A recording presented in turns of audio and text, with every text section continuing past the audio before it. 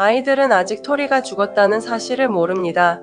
제가 토리의 이름을 계속 부르자 아이들은 토리가 자고 있는 줄 알고 잘 자라고 했습니다. 그리고 이렇게 말했습니다. 학원 갔다 오면 토리는 일어나 있을 거야. 저는 그 말에 아무런 대답도 하지 못했습니다.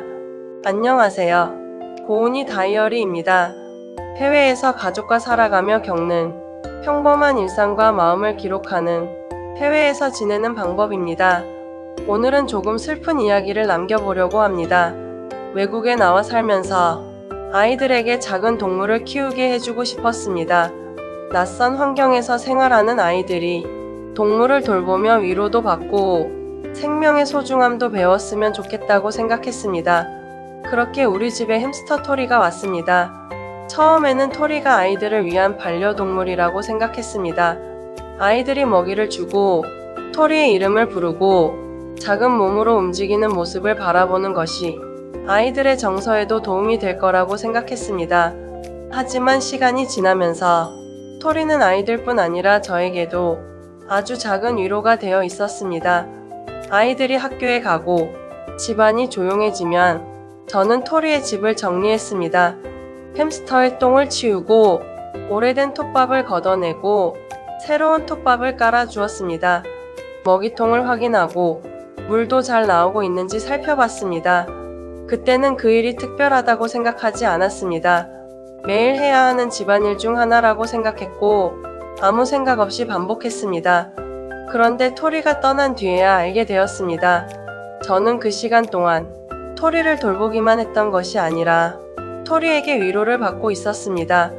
외국에서 아이들을 키우고 집안일을 하고 낯선 생활 속에서 생기는 여러 가지 걱정을 안고 살면서도 토리의 집을 정리하는 동안에는 잠시 아무 생각도 하지 않을 수 있었습니다. 작은 집을 청소하고 작은 먹이를 채워주고 작은 생명이 움직이는 모습을 바라보는 시간이 저에게는 조용한 휴식이었습니다. 저도 모르는 사이 토리는 제 일상 속의 작은 힐링 포인트가 되어 있었습니다. 그런 토리가 오늘은 움직이지 않았습니다. 토리야, 토리야.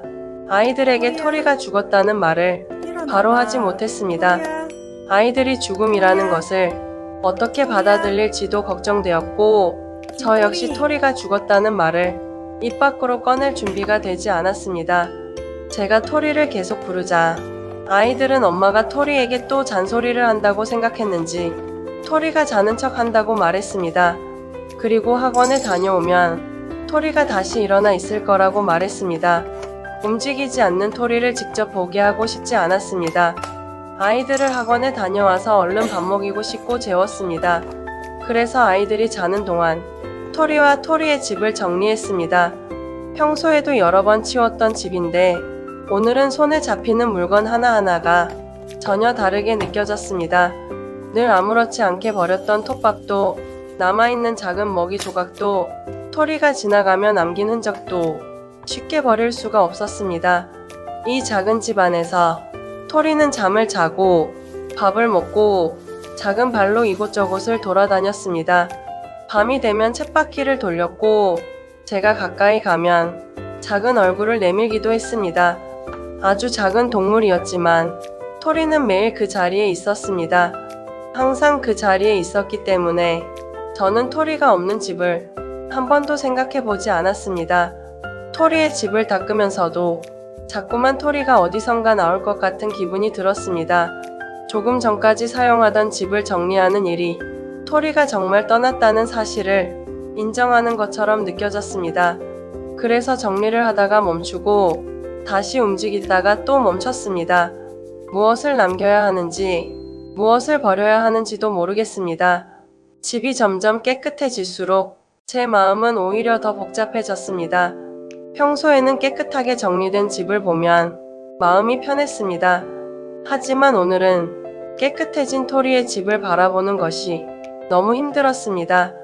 토리가 없는 빈집을 보니 제가 매일 받았던 작은 위로도 함께 사라진 것 같았습니다. 외국에서 생활하다 보면 가족이 함께 있어도 문득 외롭고 지칠 때가 있습니다.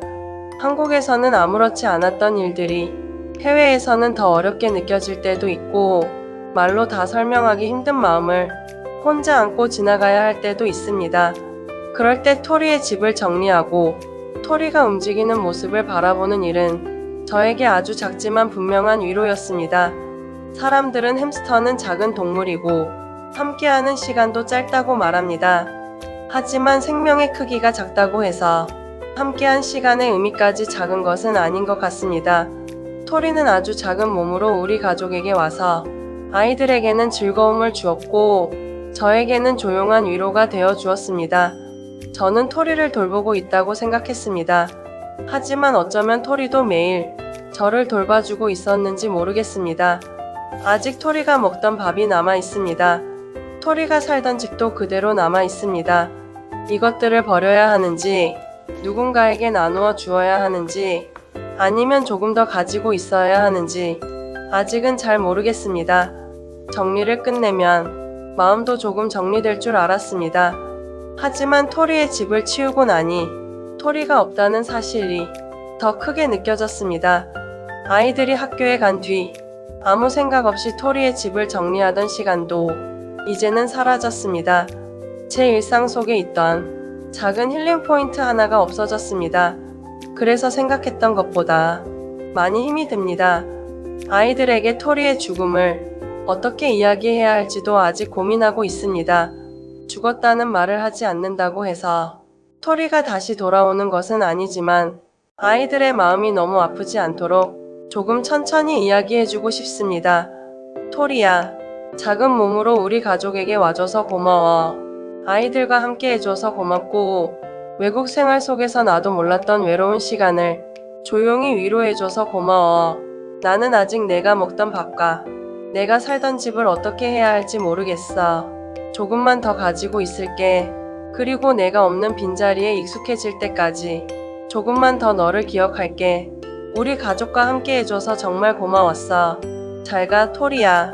해외에서 살아가는 일은 새로운 것을 얻는 일이기도 하지만 함께 했던 것과 이별하는 일이기도 한 것 같습니다. 해외에서 지내는 방법에서는 해외에서 가족과 살아가며 겪는 솔직한 일상과 마음을 계속 기록하려고 합니다. 오늘 토리의 이야기가 마음에 닿으셨다면 구독과 좋아요로 함께 해주세요. 토리를 함께 기억해 주셔서 감사합니다. 함께한 시간은 짧았지만 받았던 위로는 오래 기억하겠습니다.